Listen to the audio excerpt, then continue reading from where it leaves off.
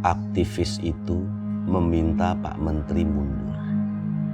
Sebuah cerpen esai, serial Suara Batin di era virus corona. Denny J.A.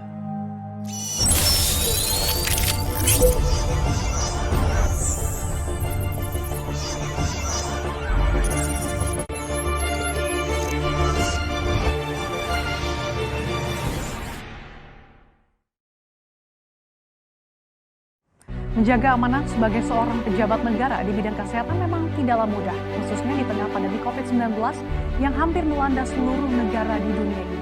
Namun Menteri Kesehatan di sejumlah negara rela mundur dari posisinya karena penanganan COVID-19 yang makin memburuk. Pemirsa, Menteri Kesehatan Selandia Baru David Clark resmi mengundurkan diri. Clark mengundurkan diri karena melakukan serangkaian kekeliruan selama menangani pandemi corona di Selandia Baru.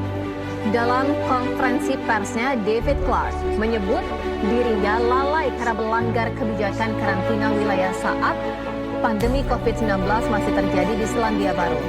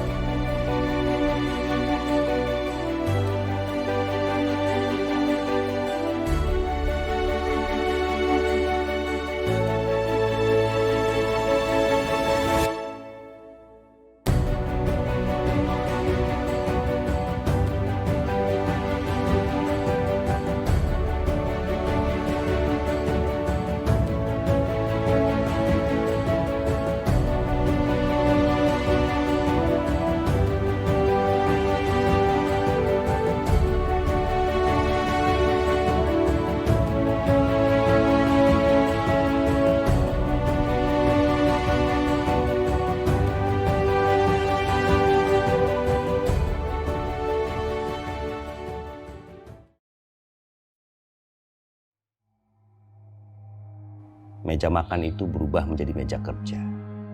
Ada laptop, mesin cetak, berhamparan print out dari berita online.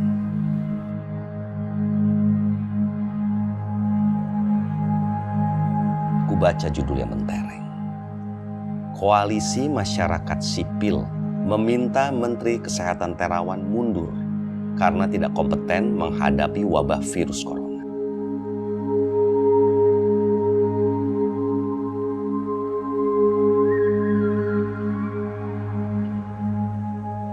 Koalisi ini terdiri dari aneka LSM, Walhi, YLBHI, Kontras, Amnesty Internasional, dan lain-lain.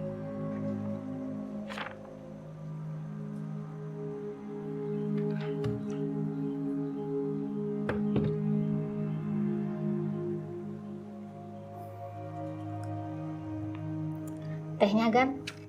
Iya, Pok. Makasih. Pak Janggi bekerja sampai subuh, kan? Kok kamu tahu Janggi kerja sampai subuh? Saya pas mau sholat subuh, Pak Janggi baru masuk kamar. Oh.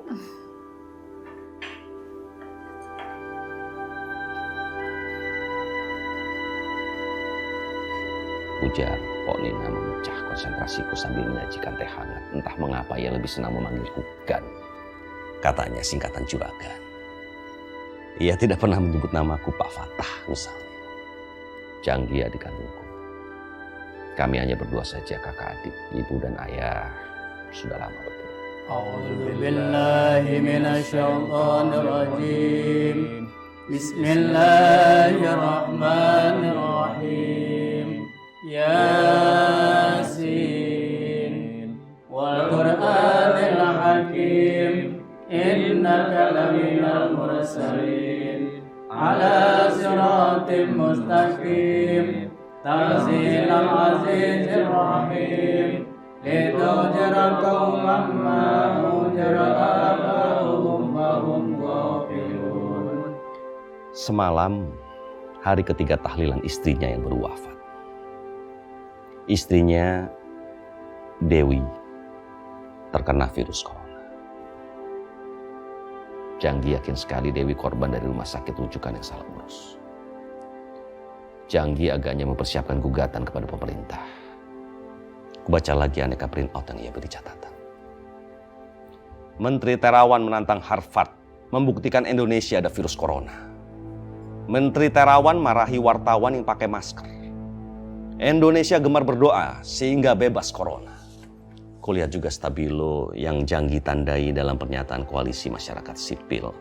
Isinya prihatin Menkes Terawan nampak pongah, anti sains, menggampangkan virus corona. Terbukti pernyataannya banyak salah. Ia mengatakan mereka yang sudah sembuh dari serangan virus corona akan imun alias kebal. Ternyata tidak. Koalisi masyarakat sipil minta Jokowi mencopot Menteri Kesehatan Terawan. Menurut koalisi itu tak akan mampu memimpin kita menghadapi krisis virus corona. Sempat kubaca juga print outline yang juga di Stabilo. Sulitlah Menteri Kesehatan memimpin para dokter. Ia sendiri pernah kena sanksi IDI, organisasi dokter yang menjadi induk. Bagaimana ia mau memimpin organisasi yang pernah memecatnya?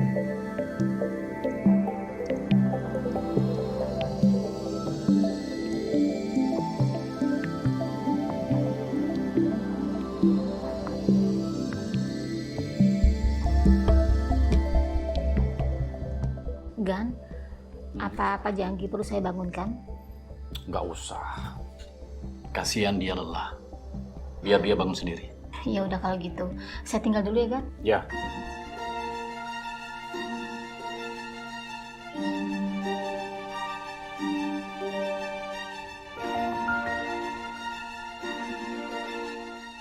Ini rumahku. Namun sudah 6 bulan kupinjamkan kepada Janggi karena ia menikah. Semua isinya tidak berubah. Aneka foto di dinding tetap sama. Kecuali di ruang keluarga ada foto Janggi dan istrinya Dewi. Sedih aku melihat foto itu. Baru 3 bulan mereka menikah. Ada foto aku dan Janggi di masa kecil. Foto itu tetap di sana. Beda usia kami cukup jauh. Aku kini 40 tahun dan Janggi 32 tahun. Di dinding itu tetap ada lukisannya sendiri. Ia menambahkan kata yang sering kupesankan padanya. Itu kutipan Jalaluddin Rumi. Mulailah perjalanan panjang. Berlayar ke dalam dirimu sendiri. Kak Fatah, Iya, Janggi. apa rahasia sehingga kakak bisa tumbuh besar seperti sekarang? Begini, Janggi. Siapapun yang ingin tumbuh besar dan ekstra, dia harus pernah berlayar ke dalam diri. Dan dia harus merenung panjang tentang apa yang dia cari. Segala hal akan meledak dari sana. Waduh, aku tidak punya waktu untuk merenung panjang, Kak. Waktu itu akan datang sendiri, Janggi. Tanpa kita duga. Aku sudah punya jaringan perpustakaan keliling di daerah terpelosok. Oh ya? Bagus itu. Dana ini akan kujadikan modal untuk memperluas jaringan. Kasian, Kak. Mereka yang di pinggiran tak punya akses untuk membaca buku. Kamu gak ingin beli rumah, Dek? Atau kamu pergunakan sebagian untuk bisnis? Nantilah, aku belum terpikirkan ke sana. Manfaatnya akan lebih besar jika aku perkuat perpustakaan keliling ini. Ini bisa untuk amal jariah ayah dan ibu. Bagus itu. Orang-orang kecil terbantu bisa membaca buku dan menimba ilmu dengan gratis. Mantap, bagus. Kakak dukung. Sejak dulu terasa jiwa sosial Janggi yang tinggi. Ia pun berkali-kali menjadi pemimpin organisasi aktivis. 10 tahun lalu ayah berpulang mengikuti ibu yang wafat terlebih dahulu. Harta warisan kami jual dan uangnya dibagi rata. Aku gunakan harta warisan itu sebagai modalku membangun bisnis. Hasilnya bisa membeli rumahku dan rumah ini. Tapi Janggi menggunakan warisan itu untuk kegiatan sosialnya. Janggi pun bercerita pasukan unik perpustakaan kelilingnya. Ada kuda pustaka. Kuda ini diselempangkan terpal berisi rak buku di kanan dan di kirinya. Kuda mendatangi daerah terpencil. Orang berkumpul di sekitar kuda sambil membaca buku. Ada bemo penebar ilmu. Aneka bemo yang sudah tidak terpakai belakangnya dirubah menjadi rak buku. Bemo ini mangkal di beberapa lokasi. Dan juga banyak orang bisa berkumpul di sekitar bemo sambil membaca buku. Ada angkot pustaka. Beberapa mobil angkot dimodifikasi, ditambahkan rak untuk buku. Penumpang jarak jauh sambil duduk di angkot bisa lihat-lihat buku itu. Dan jika minat membaca, mereka bisa meminjamnya dan meninggalkan KTP.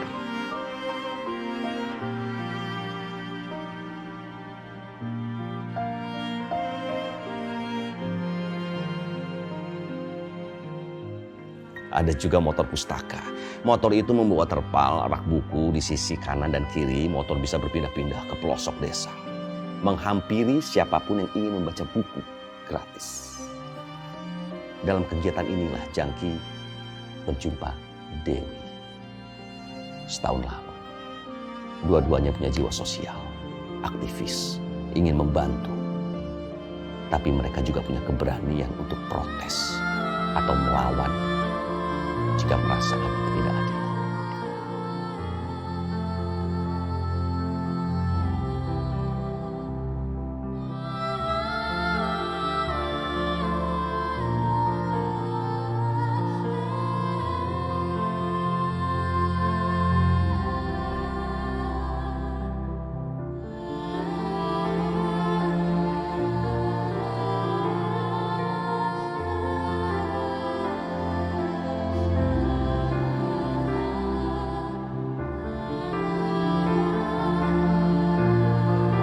Sehari setelah istrinya wafat,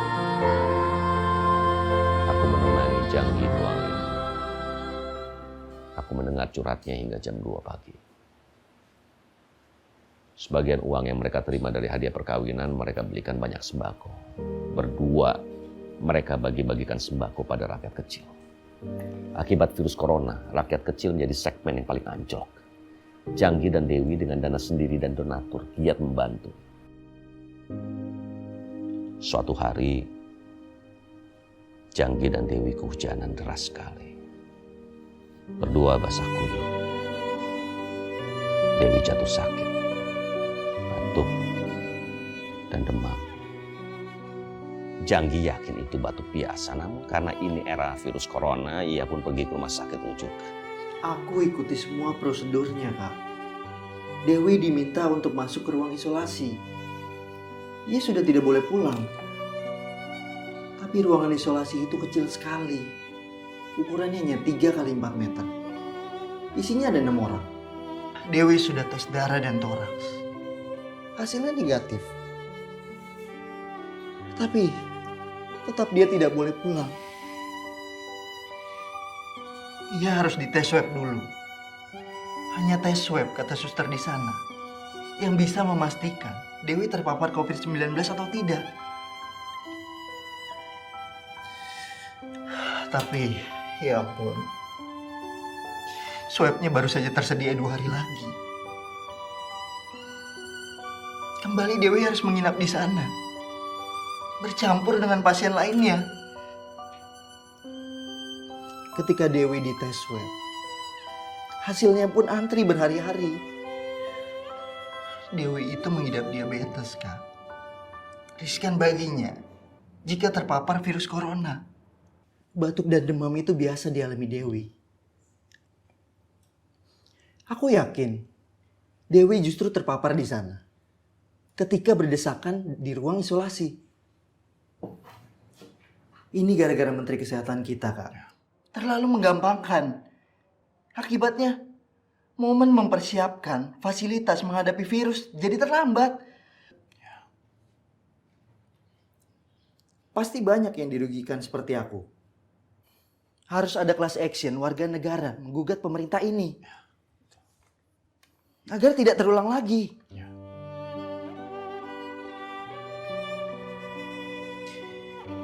Dewi itu gadis yang baik, Kak.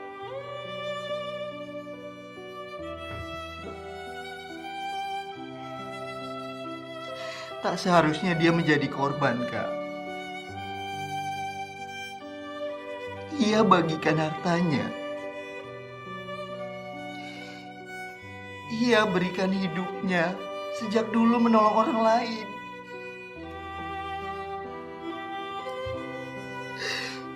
Dewi itu gadis luhur, Kak.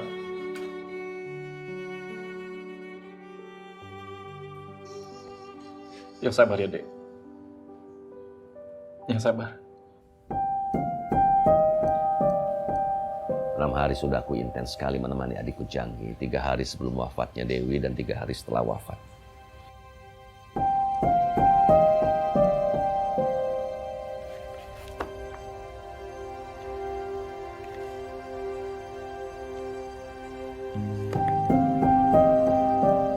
Ya, Janggi. Halo. Kak Fatah temani aku di sini. Janggi menelpon.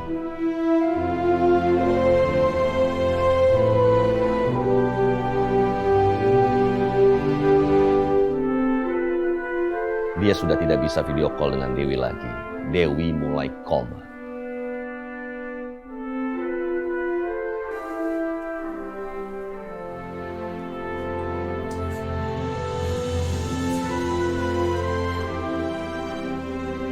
Janggi begitu gelisah. Ia merasa ajal Dewi tak lama lagi. Sore itu begitu dalam Janggi menangis. Bukan saja karena Dewi wafat. Dia tidak boleh mencium kening jasad istrinya. Ia dilarang ikut memandikannya. Bahkan ia diminta melihat proses pemakamannya dari jauh saja.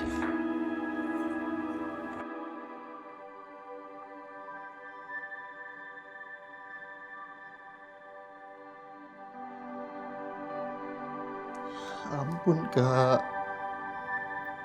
Aku pernah berjanji padanya. Ketika ia lebih dahulu menghadap Tuhan, aku akan memandikan tubuhnya. Aku akan menyuarakan azan di telinganya, di dalam tanah. Ketika ia direbahkan. Tapi semua gak bisa aku tepati, Kak. Janggi menangis, menundukkan kepala di meja makan, tanpa suara. Tapi nampak badannya berguncang-guncang. Aku pun meneteskan air mata. Semakin tinggi kemarahan Janggi pada rumah sakit yang menurutnya salah urus. Semakin besar pula kekecewaannya pada Menteri Kesehatan. Aku terus menunggu Janggi bangun. Sekitar pukul 14.00, Janggi keluar kamar dan ia segera tahu kalau aku datang. Panjang sekali kami bicara. Janggi sendiri yang memutuskan. Dia tidak jadi menggugat Pak Menteri. Sampai 40 hari wafat istrinya. Ia ingin tanpa berata menarik jarak dulu. Tafakur. Janggi menunjuk lukisan itu yang ada kutipan Jalaluddin.